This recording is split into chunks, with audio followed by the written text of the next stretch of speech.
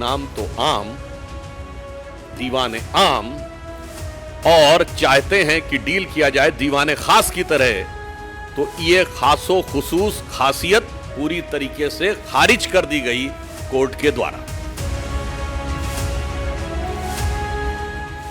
माननीय उच्च न्यायालय ने श्री केजरीवाल के संदर्भ में जो निर्णय दिया है उससे तथ्यों के कठोर धरातल पर आम आदमी पार्टी का अहंकार चकनाचूर हो गया है।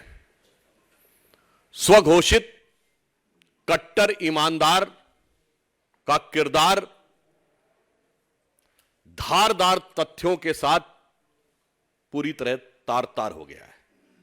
यह सामान्य बात नहीं है। देखिए, जिस प्रकार से उन्होंने जमानत के लिए नहीं, यह बात हम ऐसे नहीं कह रहे हैं, उन्होंने तो सीधे सीधे अपनी अभिरक्षा को ही, यानी अपनी हिरासत को ही चुनौती दी थी। अहंकार यह था कि मुझे छूट नहीं चाहिए, मुझे दूसरे को गलत साबित करना, इसलिए मैंने कहा कि वह अहंकार चूर चूर हो गया है। क्योंकि माननीय न्यायालय ने जो अभी मीडिया में प्राप्त सूचना उसके अनुसार यह बिंदु स्पष्ट कहा है, court clarifies that the petition is for deciding the arrest is illegal. क्योंकि उन्होंने तो सीधे यह कहा था कि अरेस्ट ही इलीगल है, यानी वो जमानत मांग ही नहीं रहे थे और इतनी बड़े अहंकार के साथ वो आगे बढ़ने का प्रयास कर रहे थे। दूसरा विषय बहुत स्पष्ट मैं आपके सामने उद्धृत करना चाहता हूं। Material collected by the ED reveals that the Kejriwal conspired was involved in formulation of excise policy. बार बार हम लोग कहते थे साक्ष्य जांच एजेंसियों ने दिए हैं और वो न्यायालय के समकक्ष हैं, ना हमारे पास हैं ना किसी अन्य के पास हैं, इसलिए उस पर बयानबाजी निरर्थक है। स्पष्ट रूप से कोर्ट कह रहा है कि जो साक्ष्य दिए गए उससे प्रतीत होता है कि वह नीति बनाने में बाकायदा कंस्पायर्ड द एक्साइज पॉलिसी, और फिर लिखा हुआ है was involve in the formulation of the excise policy and use the proceed of crime. यानी वो नीति निर्धारण में मुख्य कर्ता धर्ता थे और उससे प्राप्त चीज को अवांछित आपराधिक चीजों में प्रयोग किया गया। He is also allegedly involved in the personal capacity in the formulation of the policy and demanding the kickbacks, and secondly in the capacity of national convener। यानी प्रथम दृष्टया वो नीति को बनाने में मुख्य सूत्रधार थे और फिर उसके बदले में धन प्राप्त करने में अपनी दूसरी भूमिका यानी आम आदमी पार्टी के संयोजक के रूप में कर्ता धर्ता थे। उसके उपरांत माननीय न्यायालय ने एक और गंभीर ऑब्जर्वेशन दिया है। Court says doubting grant of the pardon of the approver amounts to casting aspersion on judicial process। अर्थात किसी को जमानत दी गई या नहीं इस पर टिप्पणी करना सीधे सीधे न्यायपालिका के ऊपर टिप्पणी करने के समान है। भाई अगर आप देखें तो इसी आधार के ऊपर अभी संजय सिंह जी को तो बेल मिली है। आप इस ढंग से राजनीतिक आधार के ऊपर कोर्ट के निर्णयों के ऊपर समीक्षा, आक्षेप और कटाक्ष नहीं कर सकते। इसके आगे और स्पष्ट रूप से कहा गया है, who gives ticket for contesting election and who purchases electoral bond is not the concern of the court. यह बहुत महत्वपूर्ण प्रेक्षण है, is a very significant observation by the high court कि किसको टिकट दिया गया, किसने इलेक्टोरल बॉन्ड लिया, इस विषय का कोर्ट की प्रोसीडिंग से कोई लेना देना नहीं है। अर्थात जो एक कानूनी विषय को वह राजनीतिक विषय बताने का प्रयास कर रहे थे, that was cleverly when he was trying to put a cover of technicality on their hidden motive of politicality which has been totally discarded by the court. अब देखिए एक और बिंदु पे कहा है, the investigating agency under the criminal jurisprudence can't be directed to conduct the investigation as per convenience of the person. जो बार बार कहते थे कि ईडी हमें यह बताए कि इस तरीके से मुझे जवाब देना है या उस तरीके से मुझे इस कैपेसिटी में बुलाया जा रहा है, इस कैपेसिटी में। बहुत स्पष्ट कहा है कि आरोपी को यह अधिकार नहीं है किसी व्यक्ति को कि वो ये तय करे कि किन नियमों, किन प्रावधानों या किस प्रक्रिया के तहत अथवा किस रूप में जांच एजेंसी उससे जांच करना चाह रही है। अगला बिंदु और गंभीर है। The court won't lay down different categories of law, one for common citizens and other granting special privilege to chief minister. आम आदमी पार्टी, मैं पुनः अंडरलाइन करके कहता हूं, आम आदमी पार्टी के तथा कथित आम आदमी मुख्यमंत्री के बारे में स्पष्ट रूप से माननीय न्यायालय कह रहा है कि सामान्य यानी आम आदमी के लिए एक नियम और आम आदमी पार्टी के मुख्यमंत्री के लिए दूसरा नियम, यानी नाम तो आम, दीवाने आम, और चाहते हैं कि डील किया जाए दीवाने खास की तरह, तो यह खासो खुसूस खासियत पूरी तरीके से खारिज कर दी गई कोर्ट के द्वारा। पुनः मैं कहना चाहता हूं, यह सबसे महत्वपूर्ण बात है।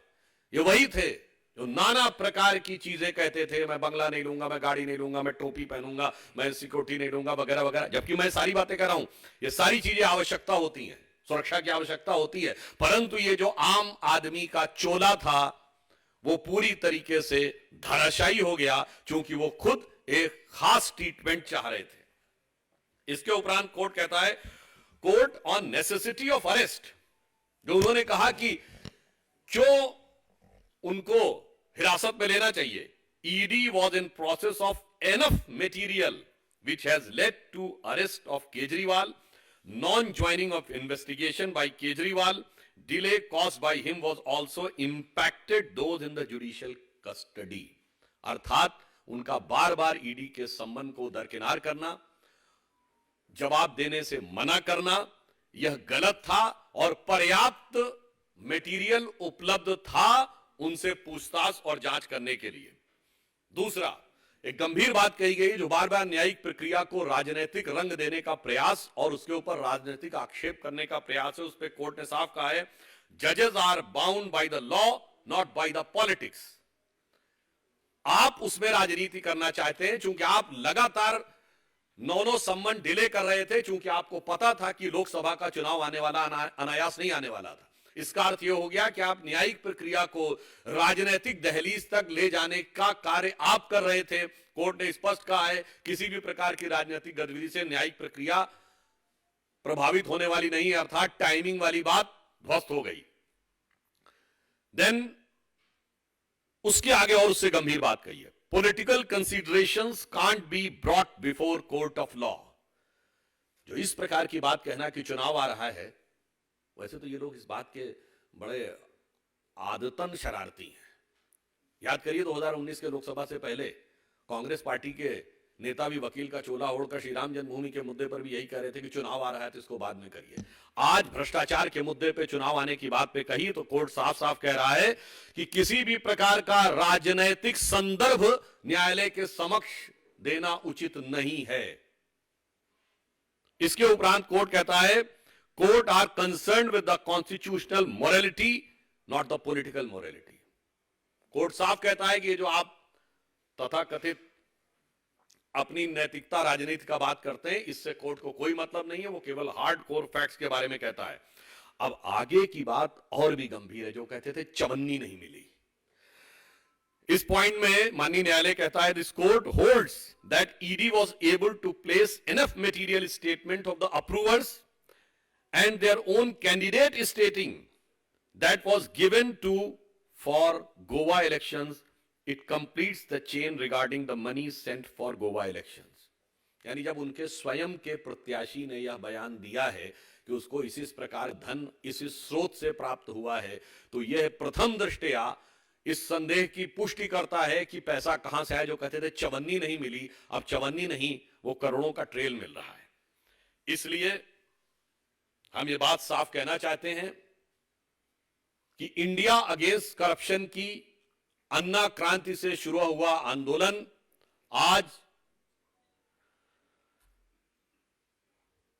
के में तब्दील हो गया है, यानी केजरी करप्शन क्रांति में तब्दील हो गया है। एक दशक के अंदर इतना बड़ा पराभव संभवतः भारत की राजनीति में कभी देखने को नहीं मिला होगा। और इसी के साथ एक बात और साफ हो गई है कि ये तथाकथित इंडी गठबंधन के नेताओं ने उसी रामलीला मैदान में जहां इंडिया अगेंस्ट करप्शन की क्रांति हुई थी, वहां जिस करप्शन को लेकर रैली की थी, अब साफ हो गया कि केजरीवाल जी विगत 30-35 वर्षों से जेल के अंदर बाहर जाने का जो क्रम चल रहा था, वो तमाम नेता श्री लालू प्रसाद यादव जी से लेके शिबू सोरेन जी से लेके डीएमके के नेता करुणानिधि कनिमोझी ए राजा से लेके अन्य नेताओं से रत्ती भर भी अलग नहीं है। न्यायिक दृष्टि से वो ठीक उतने ही दोषी हैं जितने नेताओं के साथ आज खड़े थे। तो आप सोचिए वो कहां से कहां खड़े हो गए। और उससे ज्यादा गंभीर बात यह है, आज आपने देखा कि तृणमूल कांग्रेस के सांसद जो कि पश्चिम बंगाल में हुई हिंसा को कवर फायर देने के लिए चुनाव आयोग के पास गए थे, तो उनको बचाने के लिए ये मौसेरे भाई आम आदमी पार्टी वाले उनको कवर फायर देने के लिए गए थे। अर्थात इन पार्टियों का चेहरा और चरित्र पूरी तरीके से उजागर हो गया है, जब यह साफ साफ कहा जा सकता है कि आज जो कुछ हुआ है इसने भारत की राजनीति में जन सामान्य के लिए और भारत के प्रबुद्ध नागरिकों के लिए एक प्रश्न छोड़ा है कि कई बार ये नई राजनीति के प्रयोग का छलावरण लेकर जो लोग आते हैं, उनकी अंदरूनी हकीकत क्या होती है, यह पूरी तरीके से आज साफ साफ सबके सामने आ गया है।